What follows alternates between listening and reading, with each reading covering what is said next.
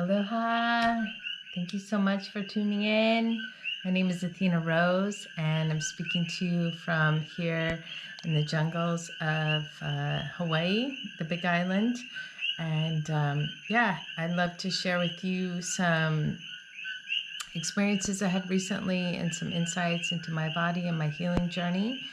And I like to share from my heart my experience of detoxification that I'm going through right now, and how that's affecting my perception of reality and of myself first and foremost. And I'd like to introduce myself as a radical self-love advocate and relationship counselor. I have a deep passion for helping women in particular find their center, reconnect with their wombs, reconnect with their hearts, find balance, heal from traumatic experiences in life that may be clouding their perception of reality and the perception of themselves, because as I've become aware, we are holographic beings, and the projection, that the way we perceive the outside world and the way we receive experiences from interfacing with that reality, is from the lens of the heart, from the lens of our past experiences, from the lens of how we perceive ourselves. And so everything that comes in, all the information that comes in, we are filtering that through a perspective of ourselves that we hold, our identity. And that identity is formed in many, many ways. It's formed off of early childhood experiences. It's formed through interactions with others. And it's formed even on an energetic and physical level through the sensory stimuli that we receive through our senses, through sights and sounds and tastes and smells and feelings and touch. You know, if you are a person that has been traumatized by touch, you may have an aversion to touch. And so this is can be very challenging in life. And I just want to acknowledge that there are many of us out there that have experienced deep trauma in our lives, and we have a very visceral, primal instinct reaction to that, to the world based on our lens of trauma, that filter of trauma that we've been exposed to. And it could be emotional trauma, it could be physical trauma, it could be all of that. You know, neglect is even considered a form of trauma because it doesn't allow for us to get our basic needs met. And this is especially detrimental to children in the formative years, when their sole means of survival is their caregiver. And if that caregiver is neglectful and does not address their needs, or can't because of whatever reason, that child perceives the world as hostile and uncaring, unloving, and maybe perceives themselves eventually as unlovable and unworthy to receive love and attention and care. And there's so much to unpack there, and I just want to touch on a few points today in this video. As I stated previously, I've been on this detox journey for quite a while now, but it's really started to ramp up and come into focus and be crystallized this year in particular. I didn't perceive that happening. I didn't anticipate that.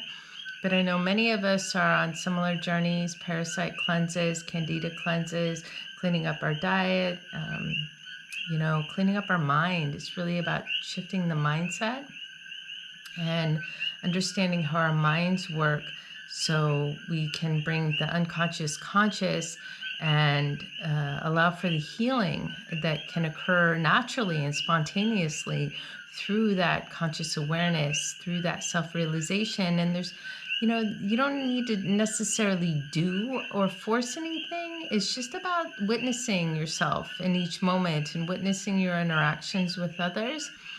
And this takes practice. It takes slowing down. It takes listening to one's body. The body is a recorder. It's a recording device. As I shared, it records sensory input. What we hear, what we smell, what we taste, what we feel, what we see.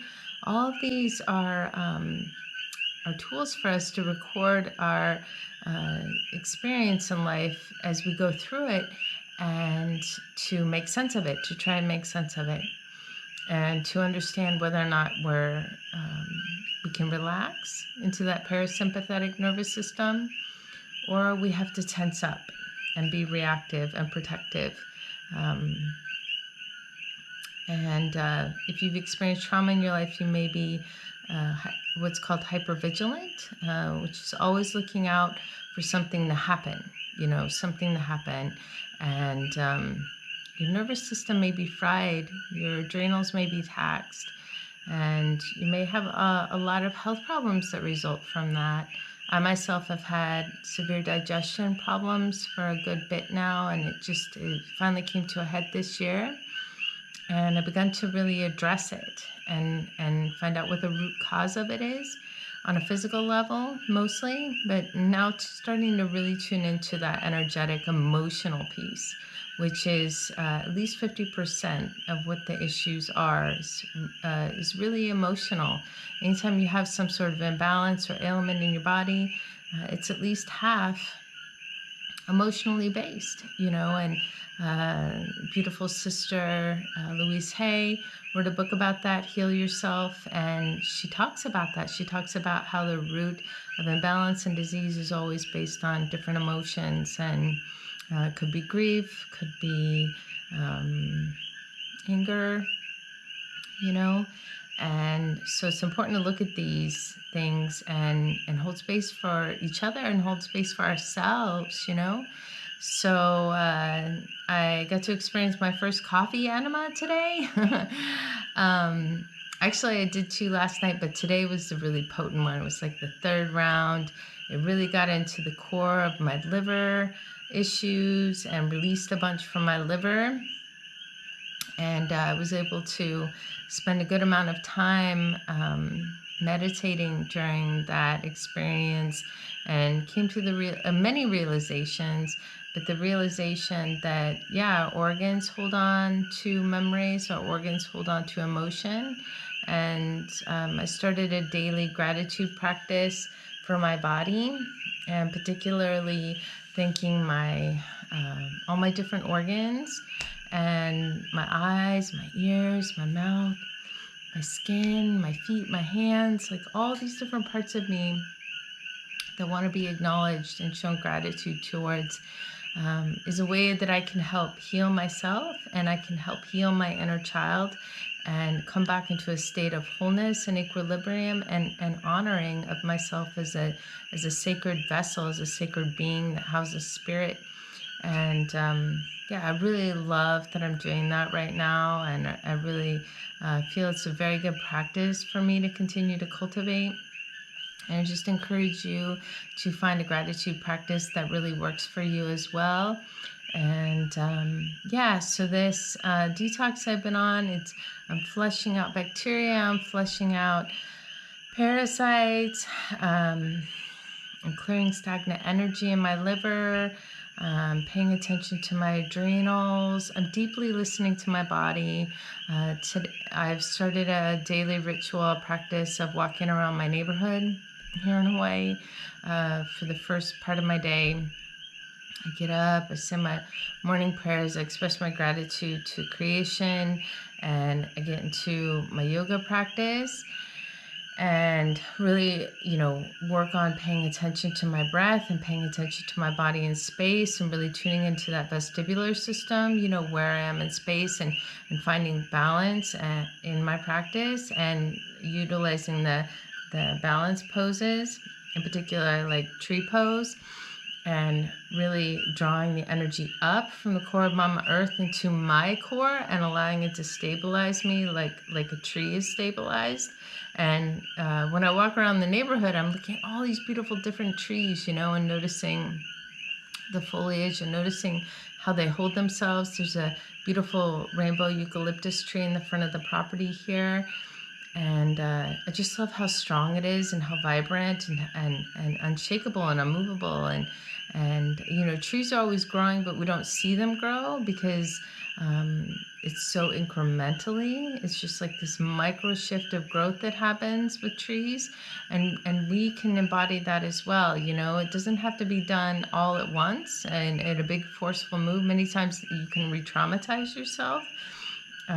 If you try and force yourself to change too quickly or to grow too quickly, it's really about allowing for the process to unfold naturally and beautifully.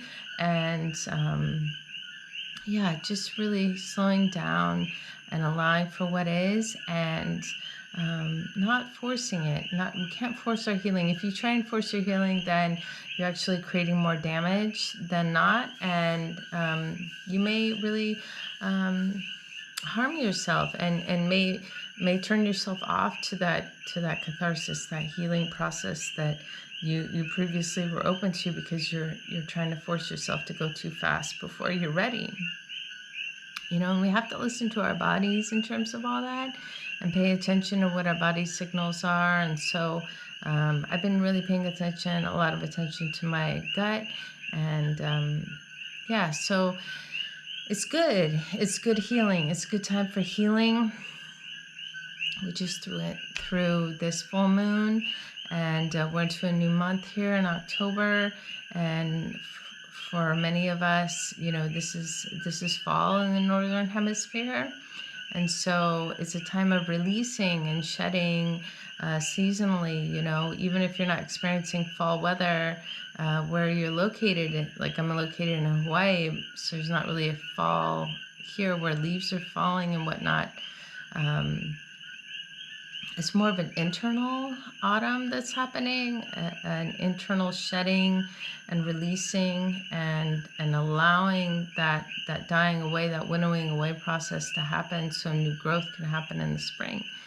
And as we move into winter, into these shorter days and darker days, you know, maybe cloudy or gray, it's a time to go internal, to kind of assess oneself and crystallize your intentions for the upcoming year. And as we moved into the solstice, the winter solstice, and just pay attention, you know, to what wants to die away, what wants to be released, what no longer serves, you know.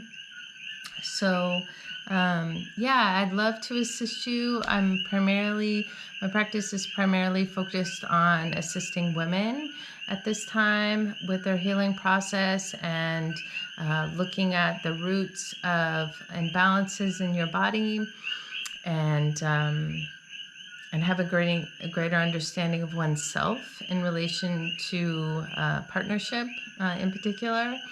And that really starts with partnership to yourself, you know, and having that divine union, that yogic union with oneself, and cultivating that practice of inner balance, you know, the masculine, the feminine within, as a means to vibrate and magnetize a healthy reciprocation externally. And so this is all inner work that's deeply, deeply necessary if we're to heal in our society from toxic relationships and transactional relationships where we're giving something in order to get something back. And it's really just about honoring the self, honoring each other's needs, but we have to honor our own needs, and we have to be responsive in a loving, compassionate, generous way in order to manifest that externally. So I implore you to slow down, to pay attention to your body, to make yourself a priority, because you are the most important aspect of your life to pay attention to.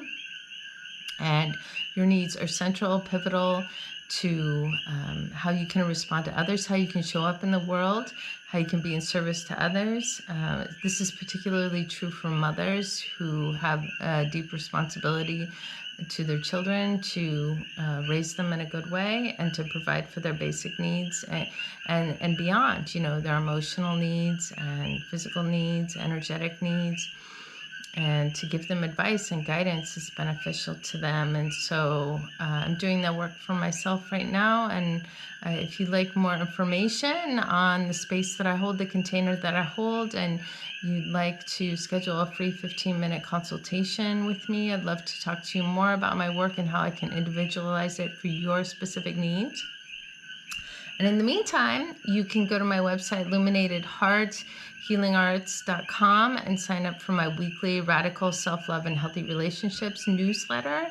And there I usually write 3 articles about different aspects of being, the inner relationship with oneself, and so that emotional piece and the physical piece, and the spiritual piece. And so, check it out. You can subscribe on my website, and please subscribe to my YouTube channels. I'm trying to do a video a couple times a week and talk about my healing journey and share personal stories and let you know what I'm going through, so we can all find camaraderie in the processes that we're all diving deeply into right now, and find kinship in that, and find support in mutual understanding and community. And my intention is to start holding women's circles online, at least on a monthly basis. And this is something I've done for the last 6+ years in Oregon and Hawaii. And I think it's really time to continue to step into the sisterhood circles and support each other energetically and physically. If we can't be with each other in person, we can listen to each other online, and we can hold space for each other in other ways, and we can pray for each other and think of one another and send good wishes to one another. So thank you so much for tuning in. I really appreciate your presence. And if you'd like more information, please reach